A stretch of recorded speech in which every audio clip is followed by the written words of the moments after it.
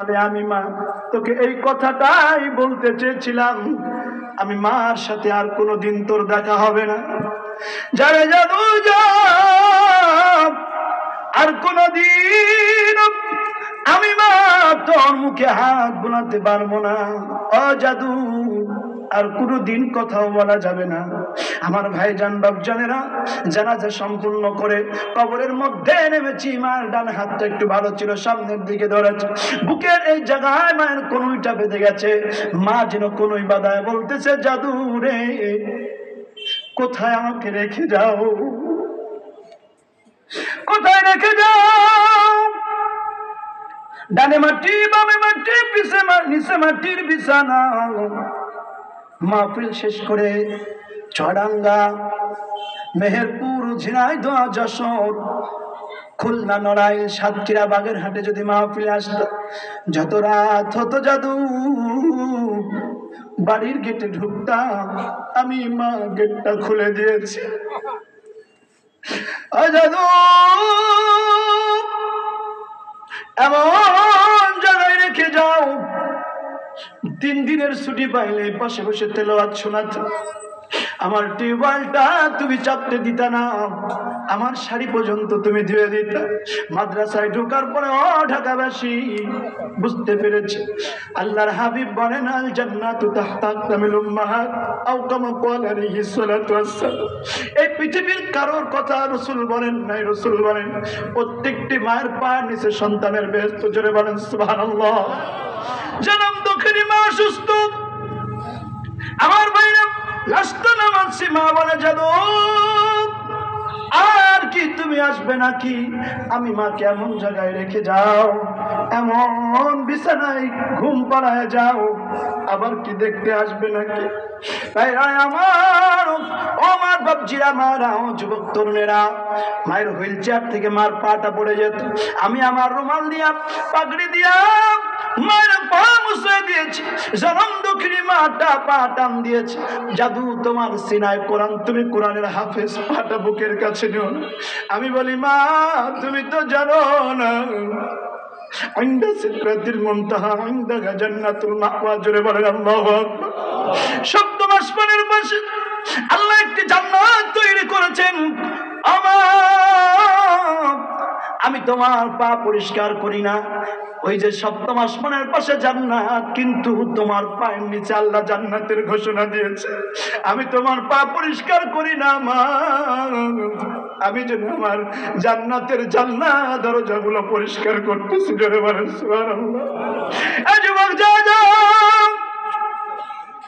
এজন্য তো চালাবি, রিক্সা চালাবি, কলিমজুরি করবি, ব্যবসা বাণিজ্য করবি, ব্যস্ত থাকবি ব্যবসার কাজে।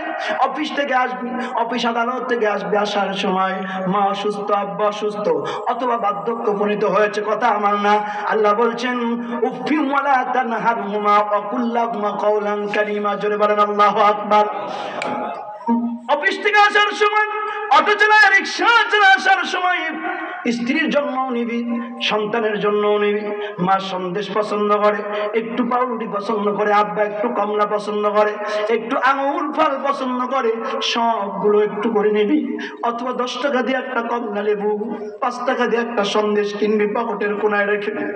রাত 11টায় বাড়িতে ফিরবি, 10টার সময় বাড়িতে ফিরবি, সবাই ঘুমায় যায়, দেখবি মায়ের দরজায় গিয়েছে, আব্বার দরজায় যাবি, ও বাসান ঠিক বসে হাতে ধরে যায়, পা পড়ে যায়, আব্বার দরজায় যাবি, মার দরজায় যাবি, দেখবি জাদু রে। মা বলবে, জাদু রাস্তায় কোনো কষ্ট হয় নাই তো? আমার ভাইরা রে, গত মাসের 5 তারিখে মাহফিল ছিল আমার নিজের গ্রামে, গিয়েছি আমি। ওই কবরের মধ্যে ওয়াদা করেছিলাম, মা গো বাড়িতে যখন আসবো একটা দিনের জন্য আগে বাড়ি ঢুকবো না, তোমার কবর জিয়ারত করে তারপরে বাড়িতে যাব। ওই দিন কবর জিয়ারত করে মায়ের রুমে ঢুকেছি, দেখলাম মায়ের ব্যবহৃত তসবিহ, লাঠি, মায়ের ব্যবহৃত খাট পড়ে আছে। যে জায়গায় জনম দুঃখিনী মা বসে বসে আমার লুকমাগুলো অবলম্বন করতেন, ওই জায়গাটা নাই রে, নাই নাই। মেন্টালি স্যাটিসফ্যাকশন শুরু হয়েছে। যা যা, ও যুবক চলে যাবি মায়ের রুমে, আব্বার রুমে যাবি, কথা আমার আল্লাহ বলছেন, আখফিদ লাহুমা জানাহাদ দুল্লি মিনার রাহমা, সূরা বানী ইসরাঈল 24 নম্বর আয়াত। তোর হাত দুইটাকে দুই রহমতের হাত বানাবি, এগুলো আওয়াজ না আওয়াজ নিয়ে যা বান্দা। অপরপক্ষে আল্লাহ বলছেন হাত্তা ইযা মা জাউহা শাহিদা আলাইহিম সামউহুম ওয়া আবসারুহুম ওয়া জুলুদুহুম বিমা কানু ইয়ামালুন।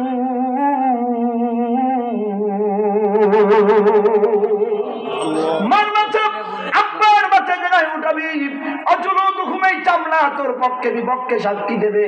একটা আঙুর ফল, একটু কমলা লেবুর একটা কুয়া, একটু সন্দেশ পাউরুটি মায়ের মুখে উঠাবি, দেখবি আব্বা আসমানের দিকে তাকায়, মা আসমানের দিকে তাকায়, দুই চোখের কোনায় পানি। জিজ্ঞাসা করবি মা কেন কান্দো, আব্বা কেন কান্দো? মা বলে জাদুরে কান্দি না, আব্বা বলে জাদুরে কান্দি না, আমি আমার রব্বে কাবার মালিকের কাছে দরখাস্ত করি, আল্লাহ আমার কলিজার টুকরো সন্তানের অটোর ভিতরে বরকত বাড়ায় দাও। আমার মা,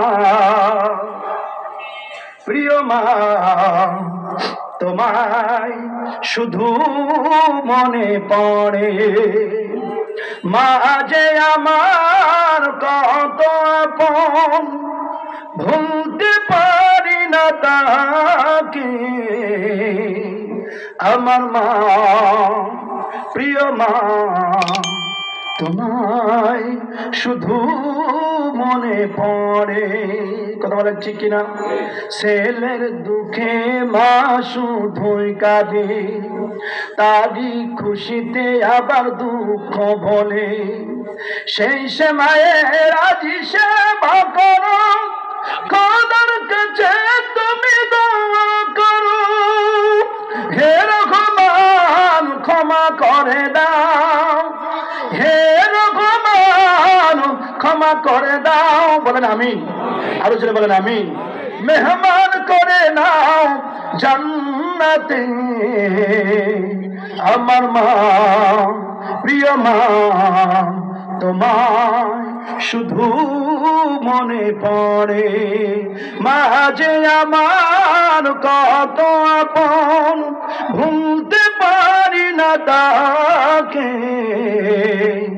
আমার মা, প্রিয় মা, তোমায় শুধু মনে পড়ে। কথা বলেন ঠিক কিনা? এজন্য হাতে ধরে যায়, পা পড়ে যায়। আজ মুখরা তরুণীরা আব্বা তোমার বকা দেয়, মা তোমার কষ্ট দেয়, তোমার কল্যাণের জন্য, তোমার ভালোর জন্য। খবরদার খবরদার যুবক, কোন ভালোবাসার মানুষের জন্য, কোন মানুষকে খুশি করার জন্য আব্বারে কষ্ট দিবি না, মারে কষ্ট দিবি না। কারণ আব্বা মারে কষ্ট দিবি বান্দা, দুনিয়ায় তোর বরকত নষ্ট হয়ে যাবে। কথা বলেন ঠিক না বেঠি?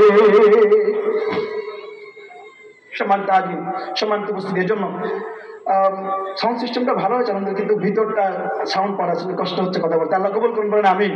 আজকে মাহফিল আমরা খুশি না বাজার? খুশি না বাজার ভাই? এজন্য আপনি খাইলে মা খাবে, আপনি খাইলে আব্বা খাবে। আব্বা নাই মা আছে, মা নাই আব্বা আছে। রাসূল বলেন তোমার একটা জান্নাত আছে। সুবহানাল্লাহ বলেন। বাপ মা দুজন চলে গেছে, জান্নাত নাই। রাসূল বলছেন হুমা নারুকা হুমা জান্নাতুকা, বাপ মা তোমার জাহান্নাম, বাপ মা তোমার জান্নাত। আমরা বৃদ্ধাশ্রম নিয়ে ব্যস্ত আছি। ইসলামে বৃদ্ধাশ্রম জায়েজ না। ইসলামে বৃদ্ধাশ্রম হলো প্রত্যেকটি সন্তানের বুক হলো বাপ মার জন্য বৃদ্ধাশ্রম। জোরে বলেন সুবহানাল্লাহ। কাউরে পান না, আপনি মাকে পেয়েছেন, আব্বাকে পেয়েছেন, আপনি যেন পৃথিবীর সব পেয়েছেন। জোরে বলেন সুবহানাল্লাহ। রিকশা চালায় খাবেন, মা যদি একটু দোয়া করে যায় মরার সময়, বান্দা তো রিজিকে কোনোদিন হারাম ঢুকবে না। লক্ষ কোটি কোটি টাকা আছে, কিন্তু সব হারামের সংস্পর্শ রয়েছে। কথা বলেন ঠিক কিনা?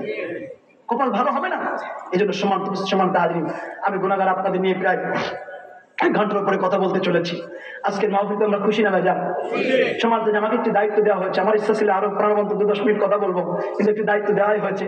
আমি এরশাদ নোমানে, আমাকে ইউটিউবে দেখতে এরশাদ নোমানে সার্চ করুন, বাংলা ইংরেজি আরবি যে কোনো কিছুতেই সার্চ করলে ইউটিউব গুগলে আমার ওয়াজ পাবেন।